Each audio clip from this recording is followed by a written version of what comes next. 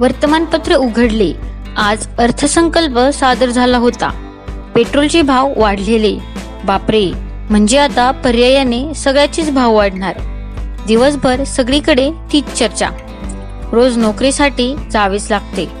मुलांना शाळेत पाठवायचेच म्हणजे रिक्षा किंवा अन्य वाहन व्यवस्था आलीच. बाहेर जायचे तर वाहन आलेच. महिन्याचा ताळमेळ कोलमडणार.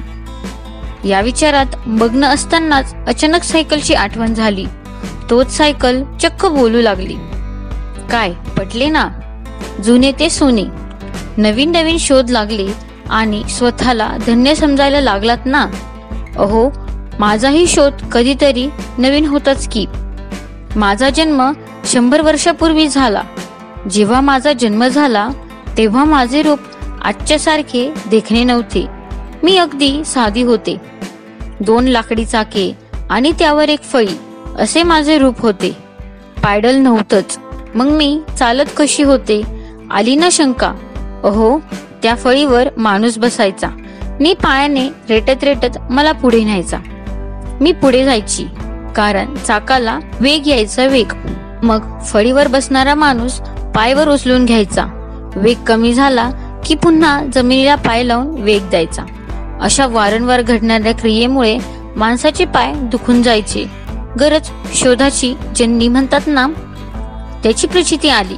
मानवी मेंदूने पुन्हा विचार करून माझ्यात सुधारणा घडवली. पायाने सायकल न ढकलता हाताने गती देऊन पुढे ढकलण्याची युक्ती शोधण्यात आली. प्रयोग करता करता मला पायडल मिळाले. लाकडी चाकावर लोखंडी धावा आल्या. नळ्या भरीव होत्या, त्या पोकळ करण्यात आल्या. पुढचे चाक व मागचे चाक यांचा व्यास भिन्न होता. पुढचे चाक खूप मोठे होते आणि त्यावर बसण्याची सोय होती.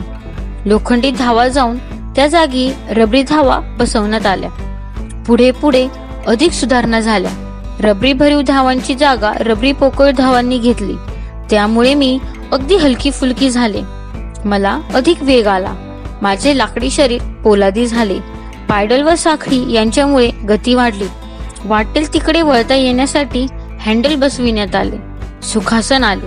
इशारा देण्यासाठी घंटा बसविण्यात आली. दिवा देखील आला. शरीराला चकचकीत रंग मिळून माझ्या रूपात बदल झाला. मी देखणी दिसू लागले. मित्रांनो, ही झाली माझी जन्मकहाणी. मानवाच्या सुखासाठी मानवानेच बनवलेली मी पूर्वी खूप खुश होते. गतिमान जगात मला मानाची जागा मिळाली. घरोघरी मी विराजमान झाले. अगदी पोस्टमन पासून दूधवाला भैयापर्यंत सगळेच जण माझ्यावर बेहद खुश होते. सगळ्यांची मी अगदी लाडकी बनले. तेव्हा खरे तर रस्त्यावर फारशी गर्दी देखील नसायची. तरी माझे चालक रुबाबात घंटी वाजवत पुढे जायचे. तेव्हाच्या तरुण मुली देखील अगदी नऊवारी साडी नेसून माझ्यावर विराजमान व्हायच्या. तेव्हा त्यांचा आनंद काही औरच असायचा. कॉलेजमध्ये तरुण देखील माझ्यावर स्वार होऊन एटीत यायचे. मला रेलून उभे राहून त्या मित्रमैत्रिणींनी मारलेल्या गप्पांची मी साक्षीदार आहे. प्रत्येकाच्या आयुष्यात मी माझे एक वेगळे स्थान निर्माण केले होते. माझ्यासारखी मीच, अशी माझी धारणा होती. तोच काळाने माझा गर्व उतरवला.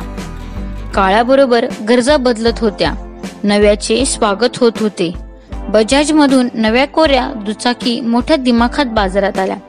माझ्यावर जीवापाड प्रेम करणाऱ्यांनी आता त्या दुचाकीला पसंती दिली.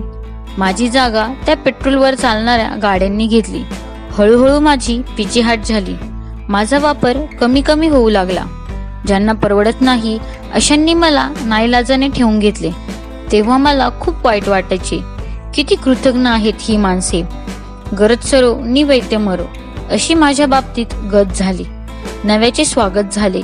वापर वाढला. पण कधी प्रदूषणाने रंग दाखवायला सुरुवात केली हेच लक्षात नाही आले.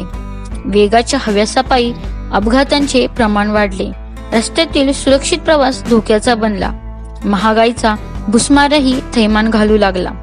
मध्यमवर्गीय जेरीस येऊ लागले. तेव्हा मनातून सगळ्यांना कळून चुकले होते की सायकलच चांगली होती, पण कबूल करायचे मात्र जमत नाही.